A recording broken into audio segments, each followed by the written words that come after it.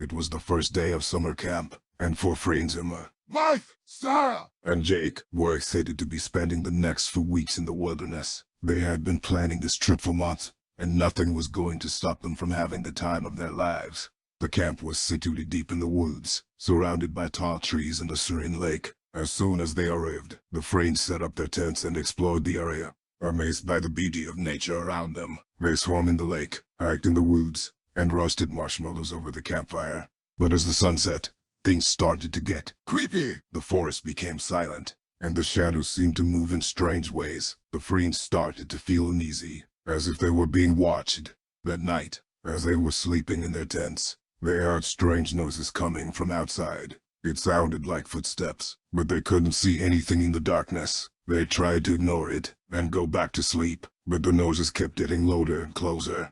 Suddenly, they heard a blood-curdling scream. It was coming from one of the other tents, and they knew something was very wrong. They quickly got out of their tents and ran towards the source of the sound. When they arrived at the other tent, they found it torn apart, with their friend Mike missing. They searched the area frantically, but there was no sign of him. They could hear his screams in the distance, but they didn't know where they were coming from. As they searched for Mike, they realized that something was not right about this camp. There were strange symbols carved into the trees, and the wildlife seemed to be avoiding them. They started to suspect that they were not alone in the woods. They continued their search, Calling out Mike's name, when they stumbled upon an old abandoned cabin. It looked like it had been there for ages, and the windows were boarded up. As they approached the cabin, they saw that the door was slightly ajar.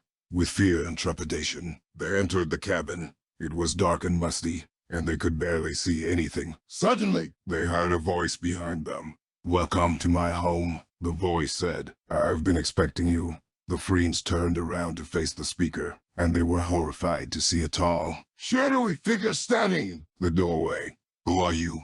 Emma asked, her voice trembling with fear. "I am the keeper of these woods," the figure replied, "and you are trespassing on my land." The figure stepped forward, revealing itself to be a creature with glowing red eyes and razor-sharp claws. The friends tried to run, but the creature was too fast. It chased them through the woods, its howls echoing through the night. Just when they thought they were trapped, they stumbled upon a clearing, with a strange device in the center. It was a portal, shimmering with energy, and they knew it was their only chance to escape. As they stepped through the portal, they found themselves in a different place entirely. They were no longer in the woods, but in a laboratory. They looked around, confused and disoriented, when they saw a familiar face. It was Mike, alive and well, sitting at a control panel. "Mike," Sir exclaimed. "What's going on?"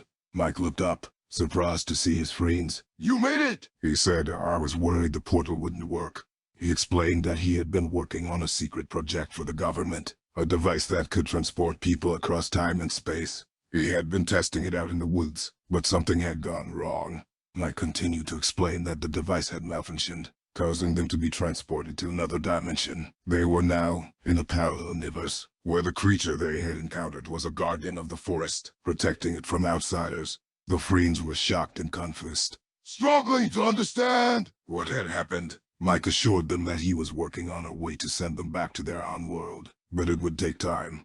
As they waited for Mike to fix the device, the friends explored the laboratory, amazed by the advanced technology they saw. They also learned more about the parallel universe they were in, where things were similar to their own world but with some key differences. One day, as they were exploring the laboratory, they stumbled upon a file labeled Project Chimera. They were curious and decided to open it, despite the warning label. Inside, they found details about an experiment that had gone terribly wrong. The scientists had been trying to create a hybrid creature, part human and part animal, but it had turned into a monster that had escaped into the forest. The friends were horrified to learn that the creature they had encountered was the result of this experiment. They realized that the abandoned cabin they had found was actually the laboratory where the experiment had taken place.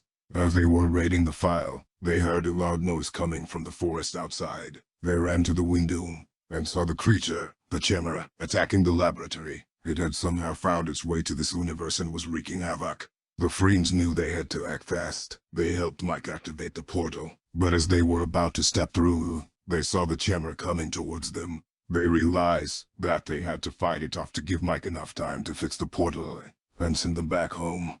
They grabbed whatever weapons they could find and headed towards the door. The Chimera was waiting for them, its eyes glowing with rage. The Friends fought bravely, using all their skills to defeat the monster. Finally! They managed to overpower the Chimera, but not without some injuries. As they limped towards the portal, they saw Mike working furiously on the control panel. With a burst of energy! The portal opened, and they stepped through back into their own universe. As they emerged from the portal, they found themselves back in the woods, with the sun shining brightly overhead. They looked around, relieved to be back in their own world, but still shaken from their experience. They realized that they had been through a terrifying ordeal, but they had also learned some valuable lessons. They had discovered the dangers of meddling with science, and had witnessed the consequences of their actions. They had also learned to work together, to fight for what they believed in, and to never give up, no matter how difficult the situation. As they packed up their camp and headed back home, the Friends knew that they would never forget this summer camp. It had been an experience they would carry with them for the rest of their lives, a story to tell their grandchildren one day, a reminder that sometimes the scariest things can lead to the greatest adventures.